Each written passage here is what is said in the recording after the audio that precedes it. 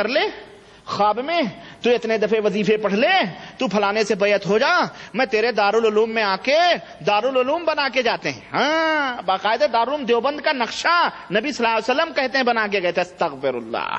اور کہتے ہیں وہاں ایک کنواں ہے جس میں نبی نے تھوکا تھا, جو آج تک پتہ نہیں میٹھا, اللہ بہتر جانے غلط یا صحیح, میں نے تو دیکھا نہیں. کہتے ہیں وہ میٹھا ہی پانی ہے, اس نے وہ کھارا تھا میٹھا ہو گیا, پتہ نہیں کیا ہوا وہ آج اس. ہاں اور یہ بھی کہتے ہیں اس کنویں کا ڈانڈا آب زمزم سے ملا ہوا ہے. دیوبند کا جو کنواں ہے اس کی جو پائپ لائن ہے, ہماری زبان میں پائپ لائن کہہ لو, وہ کہاں ملی ہوئی ہے؟ وہ آب زمزم سے ملی ہوئی ہے. استغفر اللہ. اس طرح کی باتیں کرتے ہیں. تو میرے بھائی یہ جو سوال کرنے والے اللہ کے نبی, اگر اپنے دین کے خلاف کوئی بھی شخص خواب میں کوئی نصیحت کرے تو وہ شیطان ہے, وہ اللہ کے نبی نہیں ہو سکتے ہیں, سمجھ رہے ہیں؟ اور خواب میں آ کے کوئی بھی کہہ سکتا میں اللہ کا نبی, شیطان بھی کہہ سکتا ہے, اس لیے ان باتوں کا کوئی اعتبار نہیں ہے. نیک خواب وحی کا 40واں حصہ, یقیناً نیک خواب وحی کا 40واں حصہ ہیں. بے شک نیک خواب وحی کے 40ویں اللہ کے نبی صلی اللہ علیہ وسلم نے بتلایا, لیکن پر خواب بھی تو نیک ہوں, ایسے بد خواب تو نہ ہو جس میں شریعت کا مذاق اڑایا جائے. تو کیا کسی عابد صالح کو خواب میں یہ فرماتے یا کرتے دیکھیں جو خطبہ حدیث سے مختلف ہو تو کسی پر عمل کرنا چاہیے؟ وہ شیطان ہے, وہ عابد صالح نہیں ہے.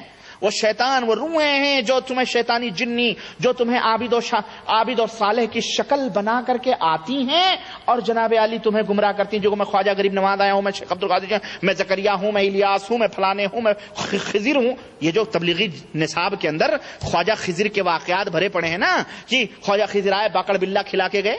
ہاں بڑے بڑے صحراؤں میں پیاس لگی, گھوڑے سے گرے, ایک بزرگ آئے, ان کو اٹھایا, پانی پلایا, اور پانی انہیں پلانے جانے لگے. کہنے لگے کون ہو؟ کہنے لگے میں خواجہ خضر ہوں. کہنے ماشاء اللہ خواجہ خضر پانی پلانے آ رہے ہیں. اور جناب علی سب کچھ لوگوں کی کوئی تبلیغی تھا جنگل میں, اور جناب علی باقڑ بلہ باقلہ کا اس کو خواہش ہوئی کہ مجھے باقلہ کھلایا جائے, تو وہ باقلہ کھلا کے گئے. کہا کون ہو؟ کہا خواجہ خضر ہوں. یہ زکریا صاحب, اور ان کے سر ورق کیا لکھا ہوا ہے؟ فخر الاماثل زبدۃ الافاضل حضرت مولانا الحاج الحافظ المحدث. میرا خیال ہے کوئی عہدہ باقی نہیں رہا ہوگا, ہے نا. دینی پرائم منسٹر تو ہیں, اس میں کوئی وہ نہیں ہے, دنیاوی بھلے نہ ہو. محمد زکریا دنیاوی بھی ہیں بھائی, باقاعدہ ان کی کتابوں کو تبلیغی جماعت چوم چوم کر کے سروں پہ رکھ کے ڈگر ڈگر نگر نگر بیچارے پھیلاتے ہیں. استغفر. میرے تبلیغی بھائیو دوستو, نصیحت دو, قرآن و سنت کو پھیلاؤ, ان خرافاتوں کو مت پھیلاؤ. تو یہ تو باقاعدہ یہ انہوں نے اپنی کتابوں کے اندر لکھا ہوا کہ جناب علی اس طرح سے آ کے دیکھے گئے. ہم نے کہا تو تبلیغی جماعت والے بہت رننگ پہ رہتے ہیں, کبھی خواجہ خضر سے آئس کریم بھی کھا لیا کریں. ہاں آئس کریم بھی کھا لیا کریں, دیکھیں آتے ہیں. یہ سب جنات شیطان ہوتے ہیں جو امت گمراہ کرنے کے لیے اس طرح سے بن کر کے آتے ہیں اور کہتے ہیں میں خواجہ ہوں, میں الیاس ہوں, میں نبی ہوں, میں رسول ہوں, میں یہ ہوں, میں ہوں. نہ, ہمارے نبی نے یہ تعلیم نہیں دی ہے. ہمارے نبی نے یہ تعلیم, یہ جاہل لوگ ہیں, ان پڑھ ہے, جاہل ابن الجاہل بیچارے اس طرح کے ایمان اور عقیدے رکھتے ہیں. اچھا جناب, ایک شخص بینک میں پیسے جمع کیے معسود, جبکہ اسلام میں سود حرام ہے, لیتے اور شاہدین پر لعنت ہے, لینے دینے اور شاہدین پر لعنت ہے, جبکہ اس سود کو ہم بینک میں چھوڑ دیتے ہیں تو کافر فائدہ اٹھائیں گے. یہ اس کا جواب میں دے چکا ہوں. اچھا, نماز عین باجماعت پڑھنے کا ثواب معلوم ہے. اچھا, نماز عین وقت اور باجماعت, اگر کوئی شخص ظہر اور فجر یا کوئی نماز گھر میں پڑھتا ہے تو کیا اس کی نماز عند اللہ قبول ہے یا نہیں ہے؟ بہرحال اگر کسی مجبوری کے ساتھ پڑھتا ہے تو انشاءاللہ اس کی نماز قبول ہے, اس میں کوئی حرج نہیں ہے. اگر کوئی شخص کی نماز ظہر فوت ہو گئی اور وہ قبل عصر ادا نہیں کیا تو کب ادا کرے؟ پہلے ظہر ادا کرے پھر عصر ادا کرے.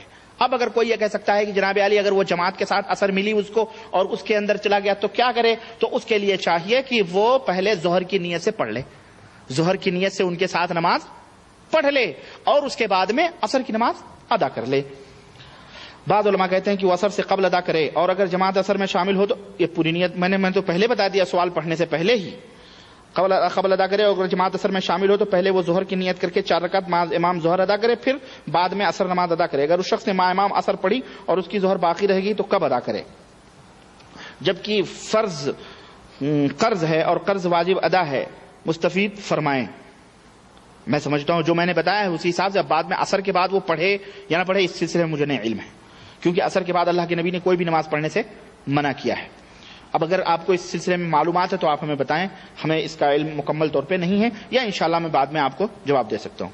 شب برات کی خصوصیت کیا ہے؟ مستفید شب برات کی کوئی خصوصیت نہیں ہے، شیعوں والی رات ہے۔ میں اور اس کے لیے آپ میں مردوں کی عید میری کیسٹ ہے، آپ سنیں، پورے دلائل وہاں موجود ہیں انشاءاللہ، جیسا کہ کتب حدیث میں دلیل موجود ہے۔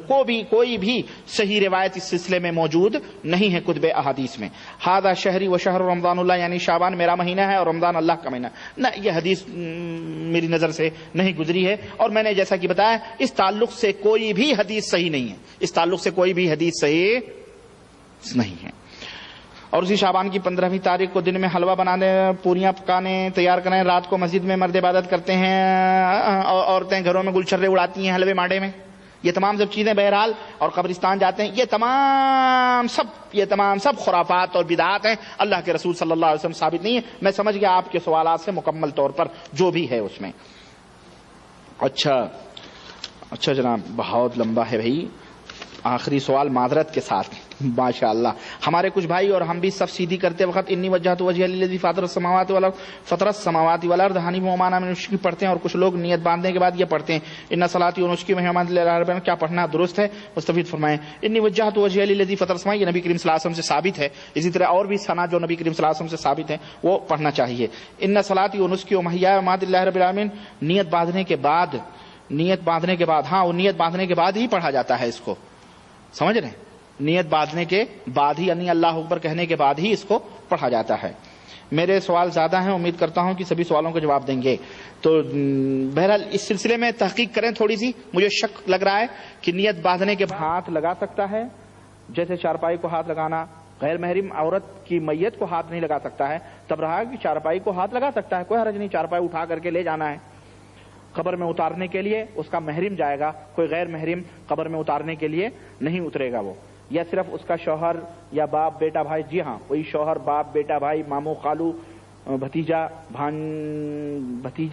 بھتیجا یا بھانجا جو ہے نا، بھتیجا جو ہے، ہاں بھتیجا، بھائی کے بیٹے کو بھتیجا کہتے ہیں نا، اگر عورت ہے تو یقیناً وہ بھی یعنی پھپھو ہوئی نا اس کی، ہاں تو یہ تمام سب جا سکتے ہیں۔ غیر محرم سیدھی سی بات ہے، جو غیر محرم ہے وہ نہیں اترے گا قبر میں، جو محرم ہیں وہی لوگ قبر کے اندر اتریں گے۔ بھائی میرے سوالات بس 2-3 سوالات اور ہیں، میں ختم کر رہا ہوں۔ میں دن میں برابر اللہ کا ذکر اور نماز پڑھتا ہوں، لیکن رات میں جب سوتا ہوں تو برا خواب دیکھتا ہوں، جبکہ سوچا بھی نہیں، اس لیے برا خواب ختم کرنے کی کوئی حضور پاک صلی اللہ علیہ وسلم نے ترکیب بتائی ہے تو بتلائیے۔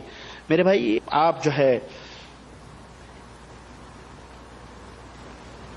دعائیں جو نبی کریم صلی اللہ علیہ وسلم سے ثابت ہیں وہ آپ پڑھیں، شام کی دعا، سونے کی دعا، یا قرآن کی سورہ ملک ہے، سورہ جن ہے، آپ یہ تلاوت کر کے سوئیں، کم از کم آیت الکرسی پڑھ کے، قل اعوذ برب الفلق، قل اعوذ برب الناس پڑھ کے اپنے ہاتھوں پہ پھونک کے آپ پورے جسم کے اوپر اس کو مل لیں، ہاں تو انشاءاللہ تبارک تعالیٰ یہ اللہ کے نبی صلی اللہ علیہ وسلم سے ثابت بھی ہے، اور انشاءاللہ تعالیٰ برے خواب آنا بند ہو جائیں گے انشاءاللہ۔ اللہ کا ذکر جو آواز سے کرتا ہوں تو دوسرے دن منہ کا گلا درد کرنے لگتا ہے، کیسے ذکر کرنا چاہیے؟ زور لگا کے؟ آپ اتنے زور سے کیوں کر رہے ہیں بھائی؟ لا یکلف اللہ نفسا الا وسعها، اللہ تعالیٰ نے کسی آدمی کو اس کی طاقت سے زیادہ عبادت کرنے یا اس کی طاقت سے زیادہ ذکر کرنے کا حکم نہیں دیا ہے۔ آپ کیوں اتنے زور سے حق مارتے ہیں کہ آپ کا گلا درد کرنے لگے؟ بھئی اللہ کا ذکر آہستہ سے کریں، پیار سے کریں، کیا ضرورت ہے آپ کو اتنا گلا پھاڑنے کی؟ غلط بات ہے، اس طرح عبادت نہیں کرنی چاہیے۔ آپ اللہ کو آواز دے رہے ہیں، کسی گونگے بہرے کو نہیں دے رہے ہیں، اس لیے اللہ کو آپ آہستہ پکاریں۔ اللہ کا چہرہ مبارک اور آنکھ کا سنا ہوں کہ دیکھ لے تو جل جائے گا، کیا یہ صحیح ہے؟ مجھے نہیں معلوم ہے بھائی کہ اللہ کا چہرہ مبارک اگر کوئی دیکھ لے اور آنکھ اس کی دیکھ لے تو جل جائے گا۔ البتہ میں نے یہ ضرور سنا ہے کہ کوئی پیر صاحب تھے، میرے پاس وہ کتاب موجود ہے، کوئی پیر صاحب تھے اور جناب